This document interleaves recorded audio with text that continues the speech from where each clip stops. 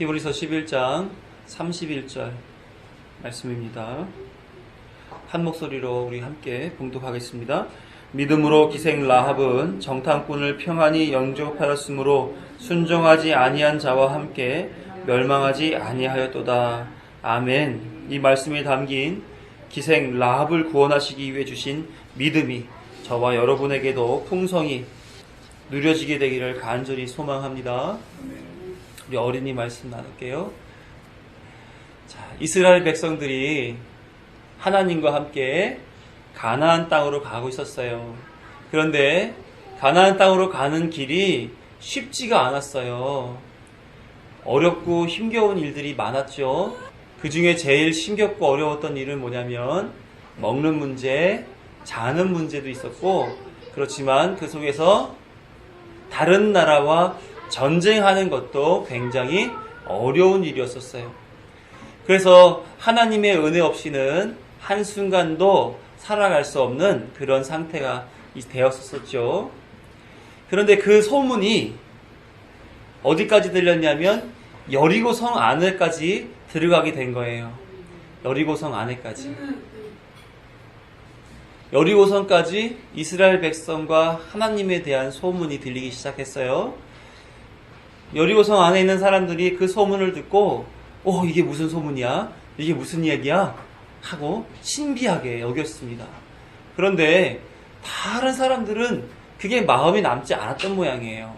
근데 어떤 사람 한 사람이 그것이 생각에 남고 기억에 남고 마음에 남았던 사람이 한 사람이 있었습니다. 바로 누구냐면 기생 라합이라는 사람이에요. 라합. 이스라엘 백성들은 가나안 땅으로 가기 위해서 반드시 여리고 성을 지나가야만 해요. 왜냐하면 가나안 땅 중심부에 제일 먼저 맞닥뜨리는 것이 여리고 성이기 때문에 거기를 지나지 않으면 안 되는 거죠. 그런데 지난주에도 얘기했듯이 그 여리고 성은 너무나 높고 튼튼하고 강력한 힘을 가진 그런 성이었단 말이에요. 그러다 보니까 이스라엘 백성들 중에 여호수아가 두 사람을 뽑아서 자, 여리고 성 안에 들어가서 정탐을 하고 와라. 그것이 어떠한 곳인지에 대해서 자세히 둘러보고 나에게 와서 얘기를 해주기 바란다. 두 사람이 그래서 여리고 성에 몰래 들어갔어요.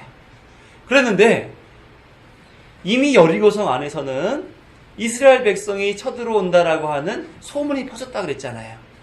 그래서 모든 군인들이나 사람들이 이스라엘 놈들이 들어오나? 이스라엘 놈들이 들어오나? 하고 눈을 바짝 뜨고 이스라엘 사람들이 쳐들어오는지 안 들어오는지에 아주 민감하게 준비하고 있었단 말이에요. 그러니까 두 명의 정탐꾼이 들어오자마자 이 사람들은 벌써 정탐꾼이 들어왔어! 하고 알아차린 거예요. 그래서 사람들이 여리고성 왕한테 가서 보고를 해요. 폐하, 지금 이스라엘의 정탐꾼들이 우리 여리고성에 들어왔다 그럽니다. 어디 있다 그러느냐? 지금 기생 라합의 집에 들어갔다고 합니다. 그러면서 사람들이 우르르 몰려가서 기생 라합의 집의 문을 빡 박차고 들어가 이놈들 어디 갔어? 하고 정탐꾼들을 찾으려고 막 혈안이 되어 있었단 말이에요. 그런데 신비하게도 그 소문을 들은 기생 라합은 그 정탐꾼 오는 그 사람들을 도와줘야겠다는 생각이 드는 거예요. 왜 그럴까요? 왜 그럴까요? 그만큼 이스라엘 백성과 하나님이 두려웠던 거예요. 우리도 그냥 다른 성에 있는 사람들이나 다른 군대랑 싸워서 다 이겼던 이스라엘 백성에게 전쟁이 벌어지게 되면 우리가 질 게 뻔해. 그들에겐 하나님 있잖아. 이런 생각이 들면서 그 사람들을 도와줘야겠다. 이런 생각이 들었단 말이에요. 그래서 자기네 편인 여리고성 사람들이 들어왔었을 때 저는 그 정탐꾼들 잘 모르고요. 어떤 낯선 사람들이 저기로 도망가던데요? 하고 엉뚱하게 알려주던 거예요. 그리고서는 먼저 지붕으로 올려 보내줬던 그 이스라엘 두 정탐꾼에게 올라가서 저 사람들 지금 다 다른 데로 갔어요. 조금만 참으세요. 이렇게 그들을 보호해줬단 말이에요. 그러면 이스라엘 정탐꾼들을 잘 보호해준 거예요? 잘 못 보호해준 거예요? 잘 보호해준 거죠. 그걸 어려운 말로 영접했다고 그러는데, 그러면 잘 영접한 거예요? 잘 못 영접한 거예요? 잘 영접한 거예요. 오늘 성경에 보니까 기생 라합은 정탐꾼을 평안히 영접하였으므로 이렇게 기록되어 있으면서, 그게 뭐 때문에 이랬다 그래요? 믿음으로, 이렇게 얘기를 해요. 아, 기생 라합이 믿음으로 정탐꾼들을 잘 영접했구나, 이렇게 생각이 들기 쉽죠. 그럼 정말 라합이 믿음이 있었을까요? 자, 옥상으로 올라간 기생 라합은 저들이 저렇게 당신들을 찾으려고 다른 데 갔어요, 조금 안심하세요, 이렇게 얘기를 했지만 그 다음에 무슨 얘기를 했냐면, 자, 여러분들, 내가 여러분들 안 잡히게 거짓말해서 우리 편을 저렇게 보내준 거예요? 내가 잘해줬죠? 그러니까 당신네들도 우리 잘해줘야 돼요. 나중에 여리고랑 이스라엘 백성이랑 전쟁할 때 당신들이 이기잖아요? 그러면 나 좀, 또 우리 가족들 좀 살려주세요. 그거면 돼요. 이렇게 살려달라고 약속을 맺어달라고 한 거예요. 그러면 라합은 하나님을 믿어서 살려달라 그런 거예요? 아니면 하나님을 믿지 않는 채로 내 목숨을 살기 위해서 살려달라고 한 거예요? 그렇죠. 목숨을 살려달라고 한 거예요. 왜? 이스라엘이랑 여리고랑 싸우면 이스라엘이 이길 것 같으니까, 그러면 전쟁 나서 이기더라도 나 좀 살려주세요, 이렇게 얘기한 거예요. 이건 믿음이 있어서 한 말이에요? 믿음 없어도 할 수 있는 말이에요? 믿음 없어도 할 수 있는 말이죠. 그 소문에 마음이 가서 당신네들이 이기면 나 좀 살려주세요, 이렇게 얘기한 거니까. 자, 그런데 이상하게도 히브리서를 쓴 기자는 기생 라합이 그렇게 행동한 것이 바로 믿음으로 한 일이라고 얘기해요. 왜 믿음으로 한 일이라고 얘기할까? 전혀 믿음이 없어 보이는데 왜 그럴까요? 기생 라합이 행동했던 그것은 사실상 믿음 있는 사람의 모습은 아니었어요. 믿음 있는 모습은 아니었지만 하나님이 그를 선택하셨단 말이에요. 2명의 정탐꾼을 기생 라합에게 보내주었어요. 희한하죠? 정탐꾼은 뭐 하는 사람이에요? 여리고성을 정탐하기 위해서 간 사람들이에요. 거기에 인구가 몇 명이고, 군사력은 얼마가 되고, 사람들은 어떻게 살고 있고, 성은 얼마나 두껍고, 얼마나 튼튼한지 정보를 캐러 간 사람인데 뭐하고 왔어요? 기생 라합만 만나고 돌아와요. 왜 그럴까요? 전쟁은 하나님께 속해 있고, 그 속에서 구원받을 사람을 구원해내는 역할을 정탐꾼이 하기 위하여 거기 들어가게 된 거예요. 그러니까 정탐꾼은 이스라엘 여리고성의 정보를 캐기 위하여 들어간 간첩이 아니라 여리고성, 그 죄의 성, 사람의 성, 그 안에 살고 있는 구원받을 하나님의 백성을 구원시키기 위하여 하나님으로부터 보내진 하나님의 사자였던 거예요. 그래서 하나님의 말씀을 전하게 하고 약속의 증표를 주고 그를 보호해주는, 구원해주는 그 일을 했단 말이에요. 그래서 라합이 나와 우리 가족들 목숨을 구원해줘야 돼요 라고 약속을 맺어달라 했을 때 그들은 우리가 그렇게 들어올 때 분명히 그렇게 하겠습니다 하고 언약, 맹세, 약속을 하고 그에게 무엇을 줬냐면 따라해보세요. 붉은 줄을 주고 우리가 쳐들어올 때 이것을 창문에다가 묶어두시오. 그러면 당신네들을 특별히 보호하겠소 하고 약속을, 언약을 맺고 나오게 돼요. 하나님은 라합에 대한 특별한 계획이 있었던 거예요. 어떤 계획? 구원하고자 하는 계획. 여리고성이 무너졌을 때 함께 무너져 죽지 않고 그 속에서 내가 택한 백성은 이렇게 살 거야 하고 구원해내는 모습을 보여주겠다는 거예요. 또 라합은 어떠한 일을 했냐면, 라합이 있잖아요. 신기하게도 우리가 제일 잘 아는 왕이 있으면 누구 있어요? 어떤 왕 잘 생각해보면 딱 떠올라요? 제일 유명한 왕? 다윗 왕. 그쵸?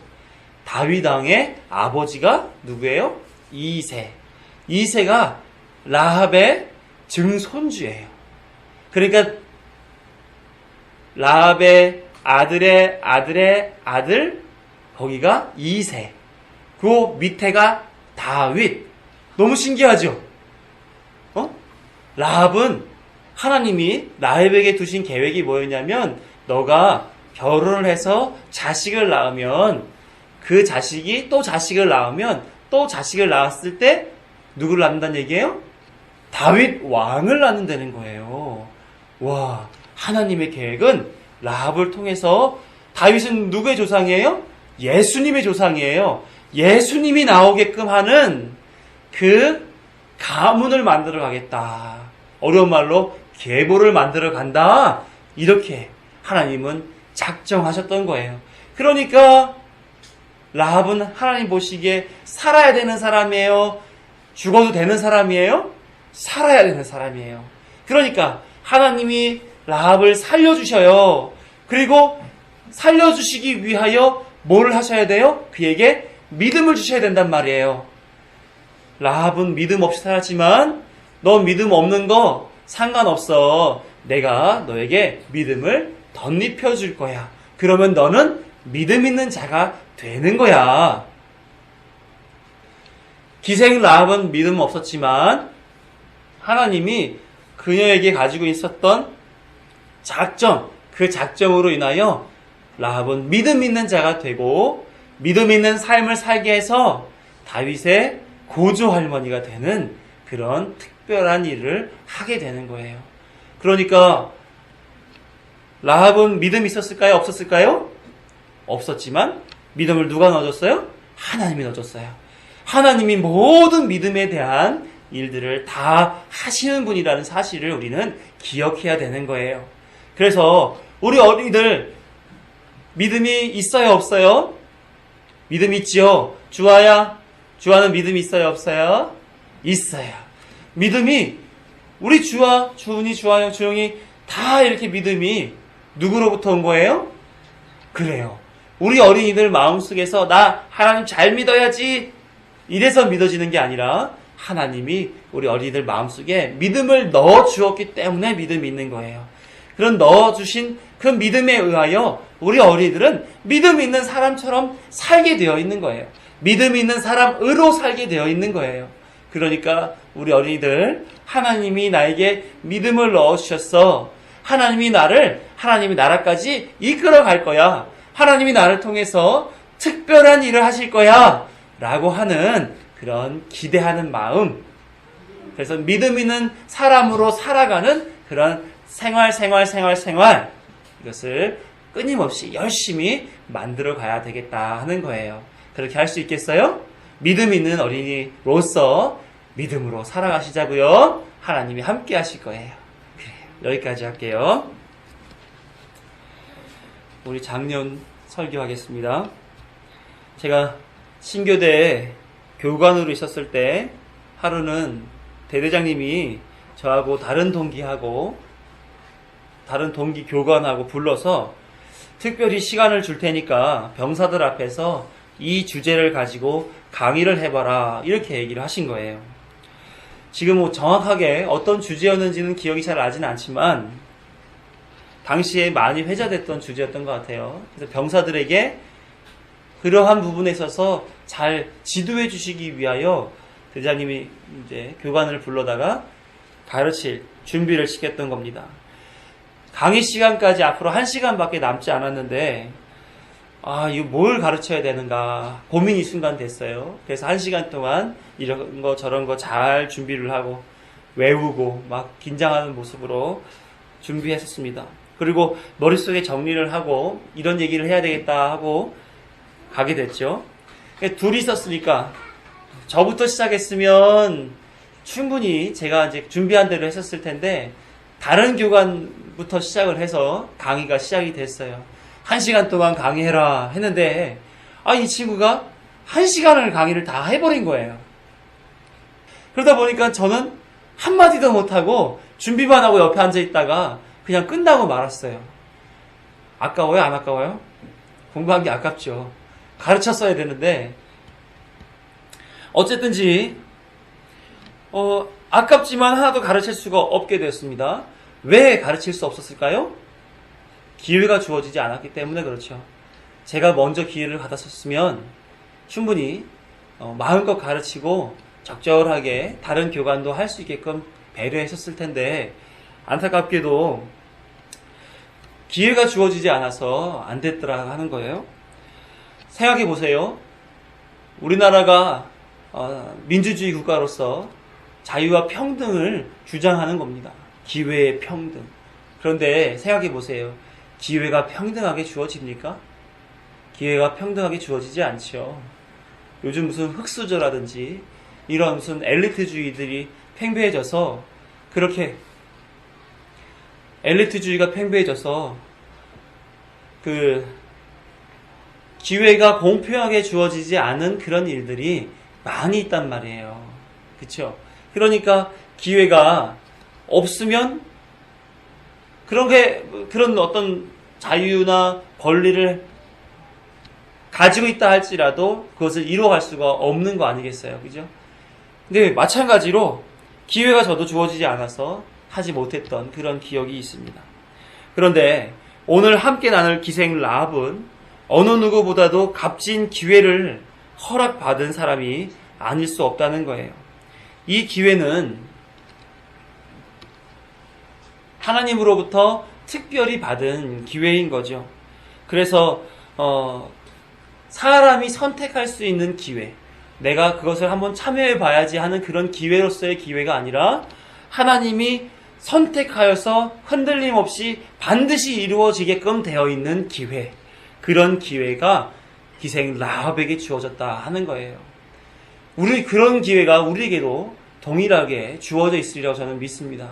무슨 기회인지, 그리고 기회가 어떻게 이루어지게 되는지에 대해서 우리 라이브를 통해서 한번 알아보시자고요. 그 속에서 믿음으로 일하시는 하나님을 볼 수 있을 것입니다.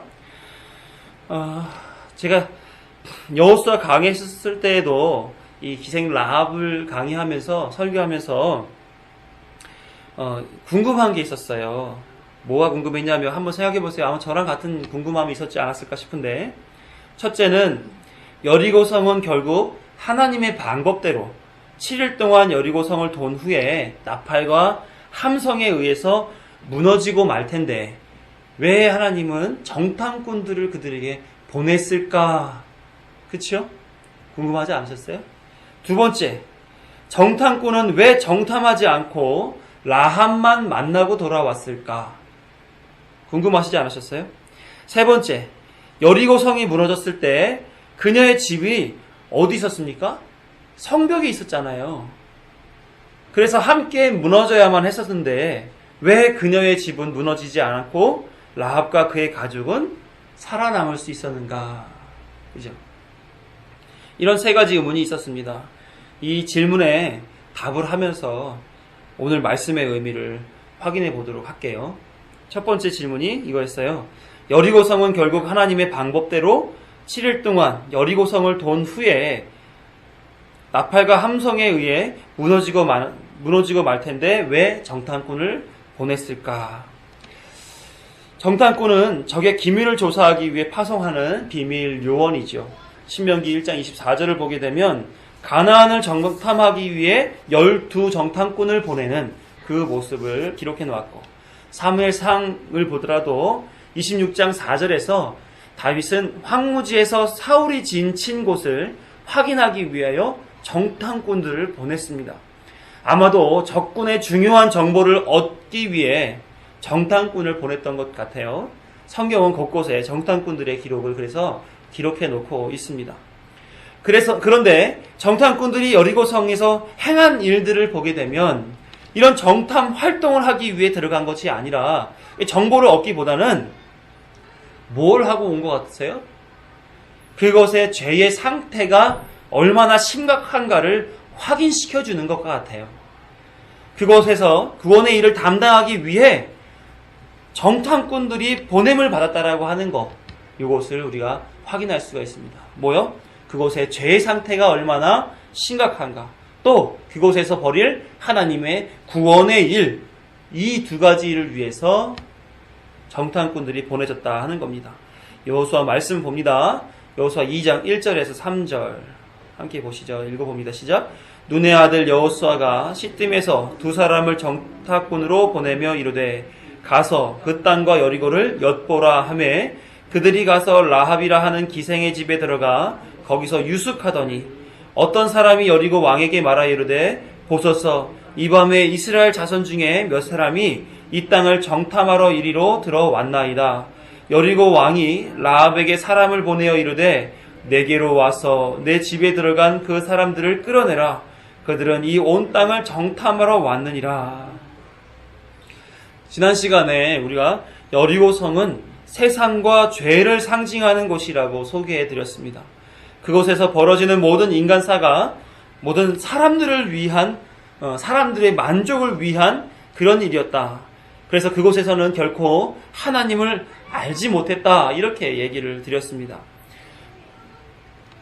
그런 여리고 성에 소문이 들어가고 있는 거예요. 이스라엘이라는 민족이 있는데 하나님이 함께 하셔서 지금까지 승승장구했대. 그런데 그 이스라엘 민족이 지금 우리 여리고 성을 빼앗기 위하여 지금 오고 있대. 이런 얘기가 지금 돌고 있는 거예요. 하나님을 아는 사람이라면 하나님 앞에서 항복하고 은혜를 구하기 위해 바짝 엎드려야 했을 텐데 사람의 죄로 가득한 세상인 여리고는 이스라엘 백성이 가까이 오는 것에 대해서 뭐 했습니까?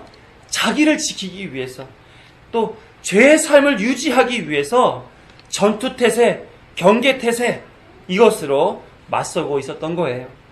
그러므로 정탐꾼이 들어오자마자 이들은 정확하게 파악을 하고 있었던 것입니다. 왕을 비롯한 여리고 사람들은 이 정탐꾼을 찾기 위해 지금 수색하고 있는 거예요. 2절, 3절이 그 얘기를 담고 있는 거죠. 정탐꾼이 보내져서 그것이 얼마나 하나님 앞에 자기를 보호하기 위해 애를 쓰고 있는지를 확인되게 만들어줍니다. 그렇죠. 정탐꾼이 없었으면 이렇게 여리고 사람들이 이스라엘 백성이 들어오는지 자기를 보호하려고 하는지에 대하여 우리가 잘 알 수 없었을 거예요. 그런데 그들을 통해서 여리고 성은 정말로 하나님이 없는 그들이 하나님을 찾지 않는 그런 죄악의 세상이라는 것을 우리가 확인할 수 있는 거죠. 하나님을 결코 받아들이거나 인정하지 않는 곳으로서 여리고 성은 존재했던 것입니다. 성경에 이런 곳들이 몇 곳 있습니다. 그렇죠? 애굽이 그런 것이었어요. 하나님을 받아들이지 않고 사람의 세상을 만들기 위해 죽음으로써 불사했던 곳이 바로 애굽이었지 않습니까? 바로 왕이나 그 아래 군대들이 홍해로 다 뭐라 그러죠? 침수? 뭐라 그러죠? 물속에 잠겨 죽는 거 수장되었었어도 수장됨에도 불구하고 그들은 자기네 것을 지키기 위하여 그렇게 살았던 사람들이에요. 또 소돔과 고모라가 그랬습니다. 세상의 즐거움이 있었던 곳이 그곳이죠. 하나님의 사자들이 롯을 찾아왔어요. 그랬더니 롯은 안으로 들이고 바깥에 소돔과 고모라 사람들은 뭐 했습니까? 그 하나님의 사자를 대접하기 위해 좀 밖으로 나와보시라고 좀 하십시오. 이런 것이 아니라 내가 그들과 상관하겠다. 이렇게 빨리 내놓으라. 이렇게 얘기하지 않습니까? 상관이 뭐예요? 동성애하겠다는 얘기예요. 하나님 앞에서 얼마나 무례한 사람들이었습니까? 이렇게 죄가 관영한 그런 세상이 바로 여리고 성이었단 말이에요. 그래서 죄악 세상이 하나님의 공의로 인하여 무너져야만 하는 것처럼 여리고 성은 무너져야 마땅하다는 것을 정탐꾼들을 통하여서 확인시켜주는 과정을 밟았던 것입니다. 우리가 사는 이 세상은 어떻습니까? 멸망을 향해 나아가고 있을까요? 아니면 영원히 보존될까요? 죄로 관영한 세상이 된다면 멸망으로 치달아 갈 것이고 이 세상이 하나님의 이름으로 그리스도의 푸른 계절을 가지고 들어올 수 있는 그런 세상이라면 보존될 거 아닙니까? 그런데 성경은 뭐라 그래요? 다 멸하여지고 오직 예수 그리스도만 계신다, 영존하신다, 이렇게 얘기하지 않습니까? 이것도 마찬가지로 여리고 성과 또 애국과 또 소돔과 고모라처럼 하나님으로 말미암아 심판받아 멸망할 장소로 있다는 말이에요. 죄의 지배를 받는 이 세상은 여리고 성과 같이 멸망당할 것입니다. 하지만 정탐꾼을 만난 사람은 어떻게 되겠습니까? 정탐꾼을 만난 사람, 그 사람은 바로 살아간단 말이에요. 이것이 두 번째 질문이었습니다. 두 번째 질문, 정탐꾼은 왜 정탐하지 않고 라합만 만나고 돌아왔나? 이 제일 핵심이 되는데, 특히 의문이 많이 들었던 질문이 바로 이 질문이었어요. 정탐꾼들은 가서 정탐은 안 하고 라합만 만나고 여리고성 사람들에게 쫓기다가 돌아오게 됩니다. 왜 그랬을까요? 여기에 정탐꾼들이 여리고성에 들어간 이유가 분명하게 제시가 되는 거죠.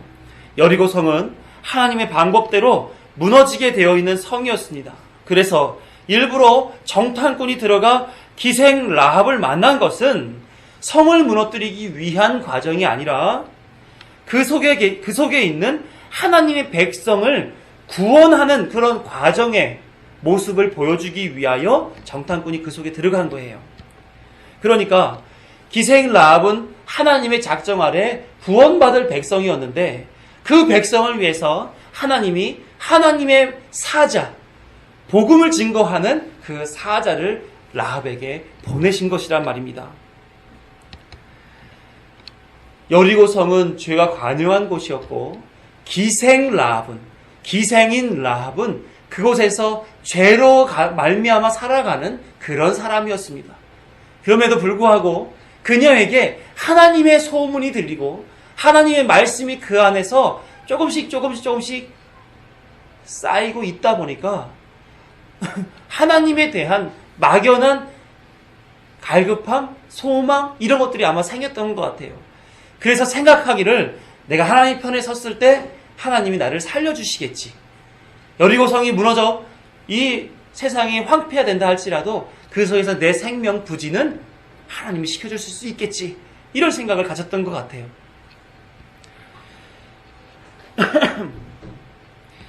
그렇게 얄팍한 수준의 얄팍한 삶의 가치와 그런 생활상을 가지고 있었던 사람이었습니다. 그래서 그 기생이란 자기 신분 늘 가지고 살았던 거예요. 그 정탐꾼이 들어온 날을 생각해 보시자고요. 그날 기생 라합은 뭐 했을까요? 그날에도 그녀는 몸을 팔았을 것입니다. 남자들에게는 놀이객감으로 취급당했을 것이고, 여자들에게는 비난의 대상으로 살았던 사람이었을 거예요. 세상의 눈으로 봤을 때 아무런 가치를 인정받을 수 없는 그런 사람으로서 존재했을 겁니다.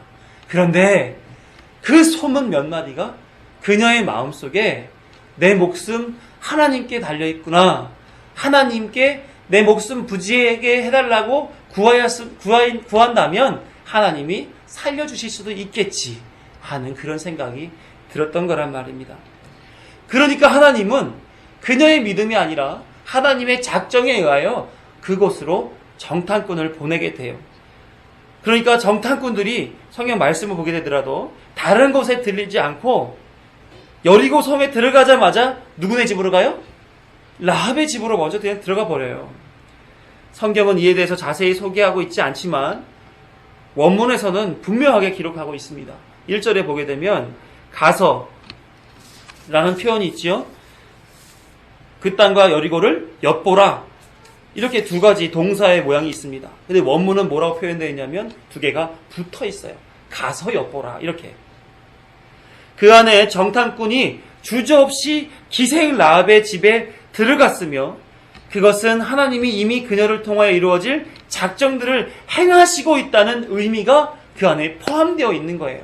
그러니까 주저하지 않고 그 길로 간 거죠.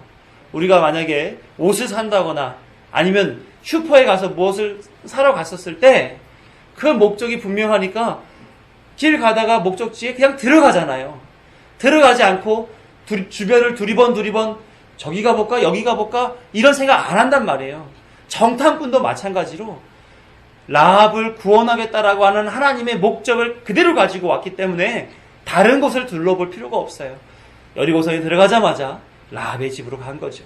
구원하시기 위하여. 하나님은 정탐꾼들에게 구원의 사자로서 사명을 주시고 기생 라합의 집으로 들어가게 하셨던 거예요. 그리고 라합의 지혜로 위기를 모면함과 동시에 그녀에게서 고백을 듣게 만들어줍니다.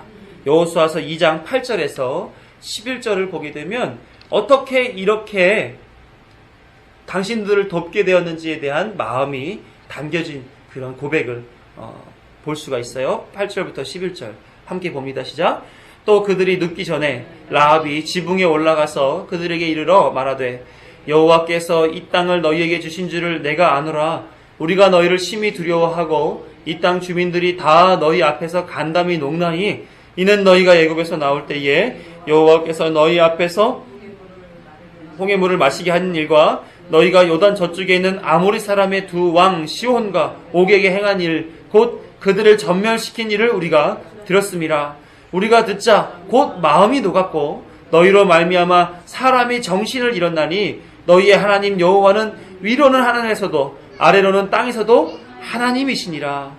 기생 라합은 그동안의 하나님과 이스라엘 백성의 소문을 들은 대로 고백을 합니다. 그리고 정탐꾼들에게 자신과 가족들의 생명을 구해달라고 이어서 부탁을 하게 되는 거예요. 이런 이유로 보통은 많은 목사님들이 히브리서 기자가 기생 라합이 믿음으로 정탐꾼을 평안히 영접했다고 기록했다. 이것을 그대로 받아들여서 그녀가 소문을 미리 듣고 여리고를 배신하고 정탐꾼을 통해 하나님께 생명을 구해달라고 한 일이 믿음으로 한 일이다. 이렇게 생각을 한단 말이에요. 그렇게 가르쳤고 저도 그렇게 배웠던 것 같고. 그러나 자세히 보게 되게 되면 그녀가 구하에서 달라고 했던 것은 하나님이 아니에요. 하나님 나라에 들어가겠다 하는 것도 아니고 믿음을 주십시오도 아니고 뭐예요? 그녀와 그녀 가족의 생명을 보존해달라 하는 요구를 했다는 거예요. 12, 13절 함께 봅니다. 시작. 그러므로 이제 청하노니 내가 너희를 선대하였은즉 너희도 내 아버지의 집을 선대하도록 여호와로 내게 맹세하고 내게 증표를 내라. 그리고 나의 부모와 나의 남녀 형제와 그들에게 속한 모든 사람을 살려주어 우리 목숨을 죽음에서 건져내라. 그녀의 목적은 전쟁에서 승리하며 힘을 드러내고 있는 하나님과 이스라엘 백성에게 여리고 성이 무너질 때 자신들을 기억해달라는 거예요. 그녀가 믿음이 있어서 하나님의 백성이 되기 위해서 구원을 해달라고 부탁하는 것이 아니라 내가 당신들에게 선대하여 당신들 목숨 부지하지 않았느냐. 당신들도 우리 집에 선대하여 우리의 목숨을 부지하게 해달라. 지금 그거 요구하고 있는 거예요. 기생 라합이 믿음이 있었다는 얘기입니까? 믿음 없었다는 얘기입니까? 없었다는 얘기예요. 그런데 기생 라합과 상관없이 누구는 일하십니까? 하나님은 일하신단 말이에요. 하나님은 그녀를 향해서 가지고 계신 작정을 그대로 성실하게 열심을 다하여 일하시고 계시다는 거예요. 어떤 계획일까요? 그녀를 통해서 예수 그리스도를 탄생하게 하는 조상 되게 하려는 계획이 있었단 말이에요. 마태복음 1장 5절을 보시면 함께 읽습니다. 시작. 살몬은 라합에게서 보아스를 낳고 보아스는 룻에게서 오벳을 낳고 오벳은 이새를 낳고. 라합은 다윗의 아버지가 이새잖아요. 그죠? 그의 증조 할머니로 하나님이 세워주시겠다는 거예요. 그래서 다윗을 낳고 다윗의 자손으로 예수 그리스도가 이 땅에 오는 계보를 만들어 가시기 위해 라합을 그 죄의 땅에서 구원하시는 거란 말입니다. 그런데 야고보서에서 기생 라합에 대해 이렇게 기록해요. 야고보서 2장 25절 시작. 또 이와 같이 기생 라합이 사자들을 접대하여 다른 길로 나아가게 할 때에 행함으로 의롭다 하심을 받은 것이 아니냐. 그러면 정말로 그냥 히브리서 기자가 쓴 것처럼 잘 영접한 것이 믿음으로 한 일이다라는 것처럼 기록된 것 같잖아요. 그렇죠? 그런데 그런 의미가 아니라 그녀가 한 일은 목숨을 부지하기 위한 행위인데 그 행위를 의롭다고 했잖아요.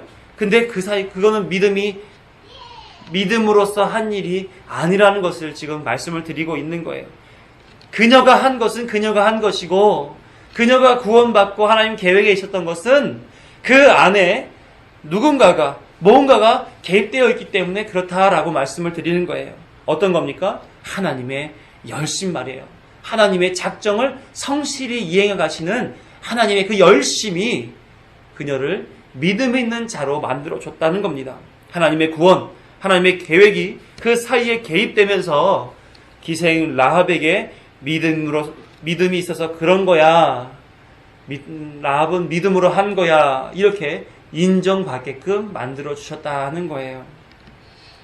그래서 정탐꾼이 했던 처방은 뭡니까? 여호수아 2장 14절을 보면 그 사람들이 그에게 이르되 내가 우리의 이 일을 누설하지 아니하면 우리의 목숨으로 너희를 대신할 것이요 여호와께서 우리에게 이 땅을 주실 때에 인자하고 진실하게 너를 대우하리라, 살려주리라 말한 거죠. 그녀와 지금 언약을 맺은 겁니다. 언약 백성 가운데로 그녀를 드리고 있는 거예요. 하나님의 백성의 바늘에 올려주겠다고, 대우해주겠다고 약속을 하고 있습니다. 이것이 무엇입니까? 소위 구원인 것입니다. 구원. 기생 라합은 자신에게 구원이라는 목적이 있었는지는 사실 몰랐습니다. 자신을 통해 예수 그리스도의 조상이 되게 하려는 하나님의 작정이 있었는지 몰랐습니다. 그런데 성경은 하나님께서 행하신 그 모든 일로 인해 기생 라합을 의롭다고, 믿음 있다고 인정해주고 있는 거예요. 그래서 전쟁 속에서 살려주는 것뿐만 아니라 그녀에게 구원이라는 영원한 생명까지 허락해 주시겠다라고 약속을 주셨던 것입니다. 그래서 성경에서 의롭다 여김을 받는 행위는 하나님이 구원하기로 작정된 사람에게는 그의 삶의 여정 속에서 행하는 모든 행위가 다 하나님의 인도함 가운데 있으므로, 하나님의 작정 가운데 행하는 것이므로 의롭다 여김을 받는 행위가 되는 거예요. 근데 사람은 모르죠. 그죠? 하나님 작정 안에서 구원은 이루어졌으나 그의 삶에서는 아직 구원이 완성되지 않은 관계로 내가 행하는 모든 것이 다 의로운가? 믿음으로 행한 것인가? 모르는 겁니다. 여러분들이 행하는 행위가 의롭다고 생각하세요? 믿음으로 이루어진 일이라고 생각하세요? 네? 어떻습니까? 우리는 그냥 일상생활 믿는 사람이나 믿지 않는 사람이나 똑같이 행동하잖아요. 아침에 일어나서 아침밥 먹고 자녀들 학교 보내고 어린이집 보내고 그리고 출근하고 일하고 일상이 비슷하지 않습니까? 그런데 하나님은 믿음 있는 자로서 살게 하는 그 하나님의 작정 안에 그 사람들이 있는 거 아니겠어요? 그러니까 그 사람들이 행하는 모든 일조차 다 믿음으로 한 일이야, 의로운 일이야 라고 인정해 주시겠다는 거예요. 이해가 되시죠? 우리는 일상생활을 똑같이 하지만 때로는 죄를 짓는 행동들도 하지만 하나님은 그 모든 일거수일투족을 다 믿음이 있어서 하는 짓이야, 의로운 일이야 라고 인정해 주시겠다는 거예요. 하나님은 그렇게 믿음 있는 사람들을 구별하셔서 믿음 없는 사람들이 행하는 법 아래 두지 아니하고 믿음 있는 사람들이 행하는 법 아래 두셔 다르게 평가해 주신단 말입니다. 어떤 법이에요? 로마서 8장 1, 2절에서 나오는 법입니다. 함께 읽어봐요. 시작. 그러므로 이제 그리스도 예수 안에 있는 자에게는 결코 정죄함이 없나니 이는 그리스도 예수 안에 있는 생명의 성령의 법이 죄와 사망의 법에서 너를 해방하였습니다. 그래서 그리스도와 연합된 자는 죄와 무관하게 살게 돼 있어요. 우리는 그걸 잘 모르죠. 하지만 하나님 보시기에는 이미 그 사람은 죄와 무관한 사람으로 살게 돼 있는 겁니다. 왜요? 그 삶을 다루는 법이 달라졌기 때문에 그래요. 전에는 죄와 사망의 법 아래 있어서 뭘 하든지 간에 다 죄와 사망으로서 심판받게 되어 있었단 말이에요. 그런데 지금은 믿음 안에, 예수 그리스도 안에 있으므로 무엇을 행하든지 간에 생명의 성령의 법 아래서 살림을 받게 되어 있단 말이죠. 그게 그리스도인의 삶이에요. 그러니까 그리스도인의 신분에 대한 자각을 분명히 가지고 사시란 말이에요. 왜? 생명의 성령의 법이 지배하는 법 아래 사는 자들이 그리스도인이기 때문에. 물론 성경에 이렇게 되어 있다고 이것을 이용해서 마음대로 살라는 그런 말씀은 아닌 것입니다. 어떻게 살게 되어 있어요? 빌립보서 2장 13절 시작. 너희 안에서 행하시는 이는 하나님이시니 자기의 기쁘신 뜻을 위하여 너희에게 소원을 두고 행하게 하시나니. 우리 안에서 누가 일을 하십니까? 하나님이 일을 하신단 말이에요. 하나님이 역사하셔서 우리로 하여금 어떻게 살게 해요?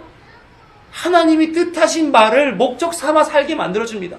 그게 정말 나한테 가치 있는 일이지, 난 그렇게 살아야지 라고 하는 그 마음의 소원이 하나님으로부터 와지게 되어 있단 말이에요.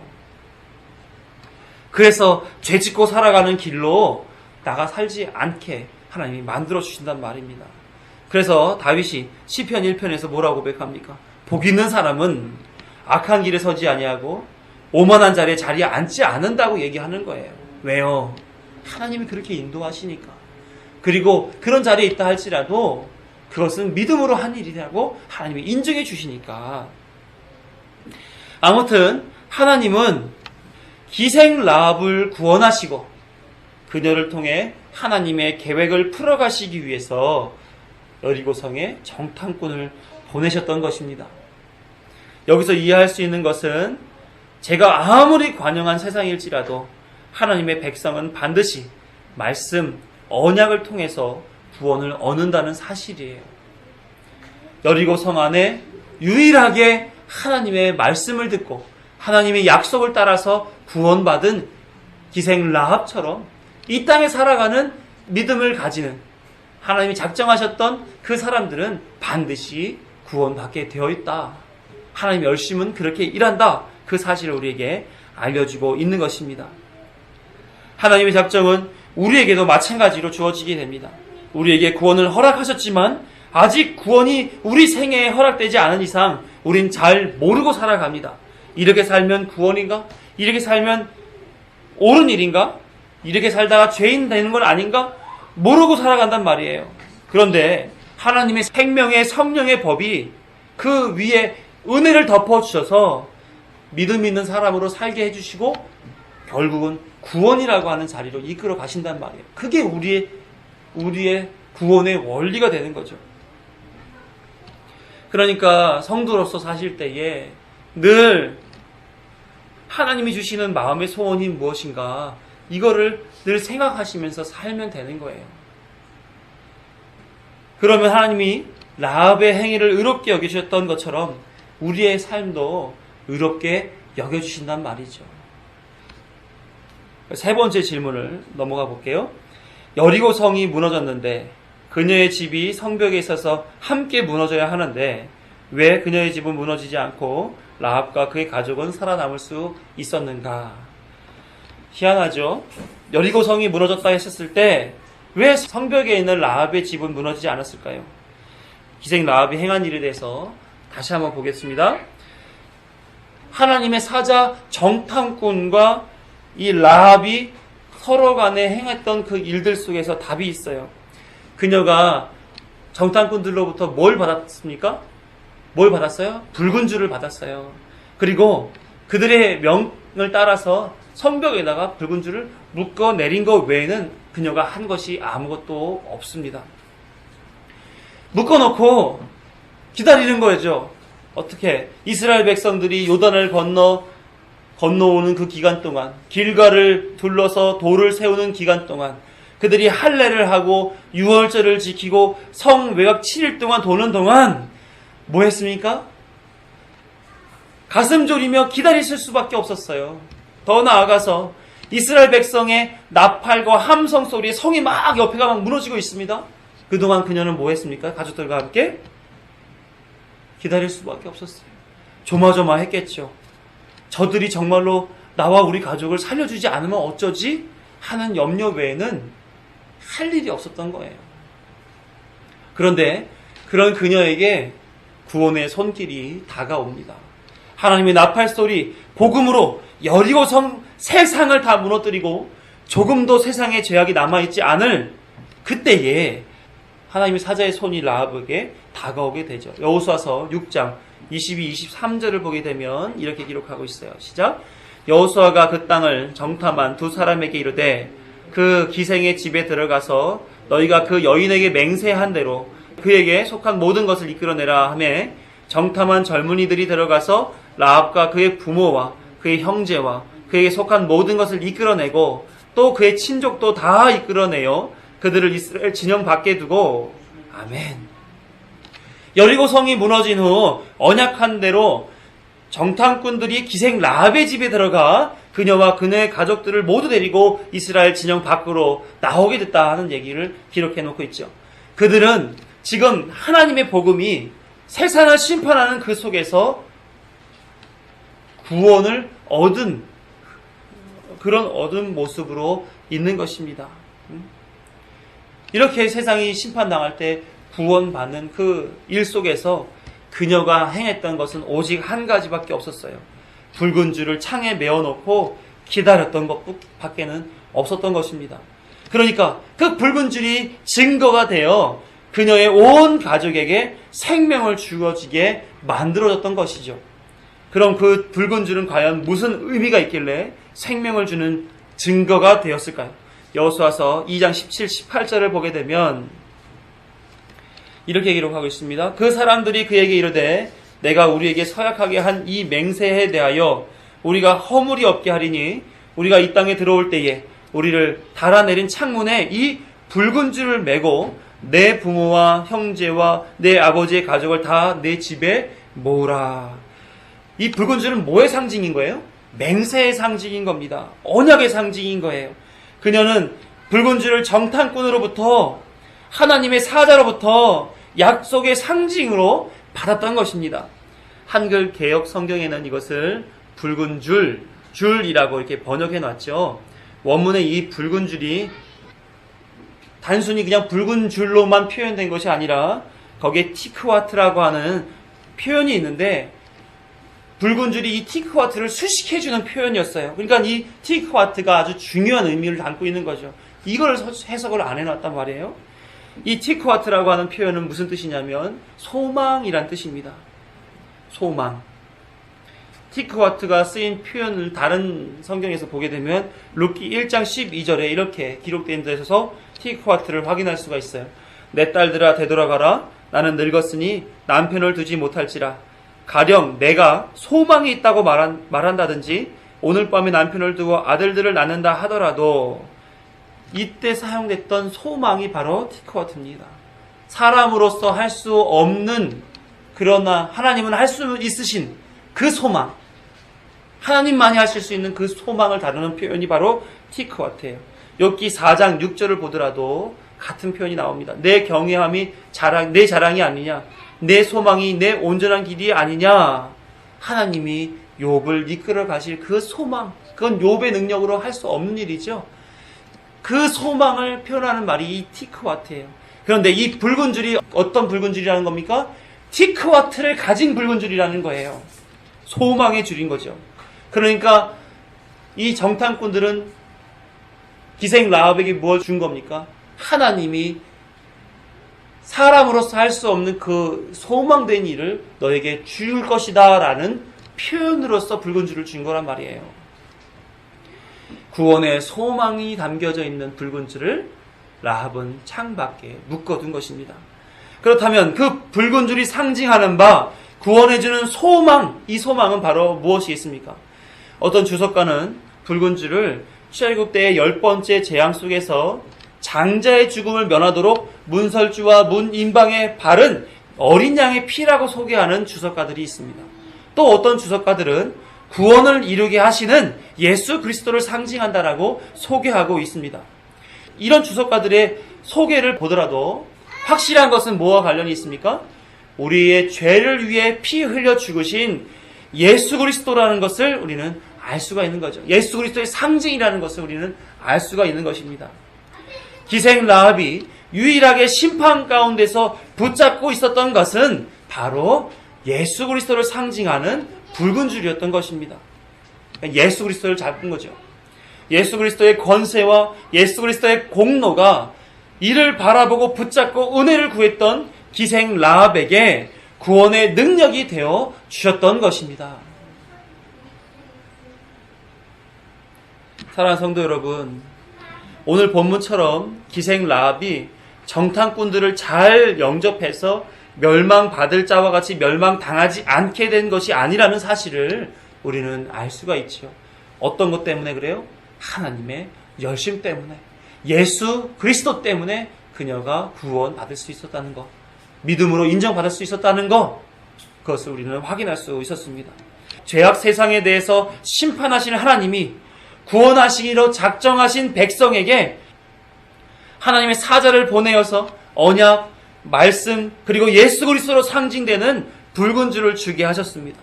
기생 라합에게 오직 그것만 붙잡고 살게 했어요. 서두에서 말씀드린 바와 같이 구원의 기회를 그녀에게, 무조건적인 구원의 기회를 그녀에게 준 것입니다. 전적으로 누가 일한 겁니까? 하나님이 일하신 거예요. 하나님의 구원을 향한 열심이 이 믿음이라는 이름으로 성도에게 동일하게 기회로 지금 주어지고 있습니다.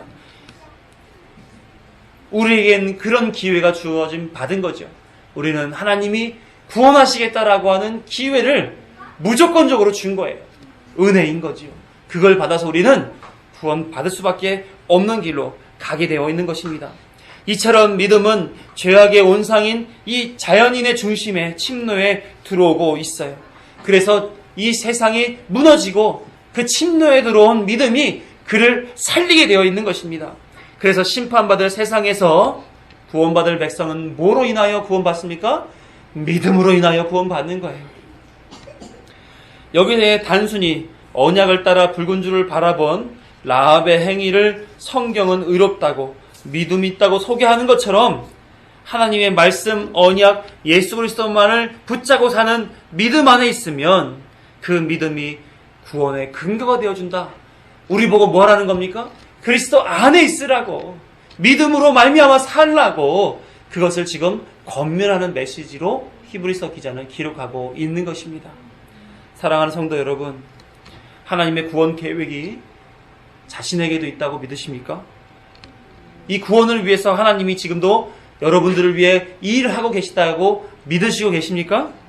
그렇다면 구원을 위해 믿음의 불모지요 세상의 온상인 우리 중심에 지금 하나님이 언약, 말씀, 예수 그리스도를 붙잡게 하시기 위하여 일하시고 계시다는 사실을 믿으시기를 축원합니다. 오늘도 구원의 근거가 사람으로부터가 아니라 하나님이 주시는 믿음, 예수 그리스도의 공로라는 사실을 알게 되었어요. 이제는 히브리서에 보게 되면 믿음의 인물들이 다 이제 끝났습니다. 그 위에는 이렇게 하나씩 구체적으로 제시해 주지 않아요. 그러니까 다음 시간부터는 개인에 대한 설명이 적겠죠? 그러나 믿음으로 살아가는 것이 무엇인지에 대한 설명이 더 추가적으로 언급되게 됩니다. 그러니까 지금까지 우리 결론을 통해서 우리는 무엇을 가져가야 될까요? 믿음의 사람을 통해서 무엇을 우리는 배워야 될까요? 사람이 믿음이 있어서 구원받는 것이 아니라 하나님이 당신의 작정 속에서 구원하시고자 하는 그 하나님의 열심으로 인하여 믿음을 갖게 되는구나. 그 믿음으로 인하여 이제는 하나님의 나라 본향을 향하여 살아가면서 구원받게 되겠구나. 이것을 우리에게 지금 메시지로 주고 계신단 말입니다. 이것을 아는 사람이 하나님을 부정하고 살 수 있겠습니까? 이것을 아는 사람이 하나님을 모른 척 내 마음과 내 뜻과 내 의지대로 살 수 있겠습니까? 이 세상에서 자기의 아성을 쌓고 살아가는 사람들, 믿는다 하면서도 내 치적과 내 공로와 내 능력과 내 가치와 내 영역을 구축하고 살아가려고 하는 그런 사람들이 과연 이렇게 하나님의 열심을 이해할 수 있겠느냐 말이에요. 하나님은 우리에게 그것을 알라고 믿음의 사람들을 보내주신 거예요. 구원은 하나님의 열심으로 인해서 이루어진다.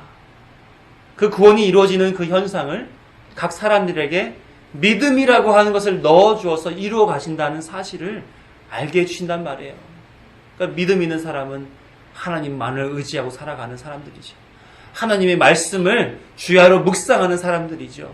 하나님 뜻이 무엇인지를 헤아리고 그 헤아림 속에서 그 안에 거하기 위하여 부단히도 자기를 부인하고 자기 십자가를 지고 따라 살아가는 그런 사람들이죠.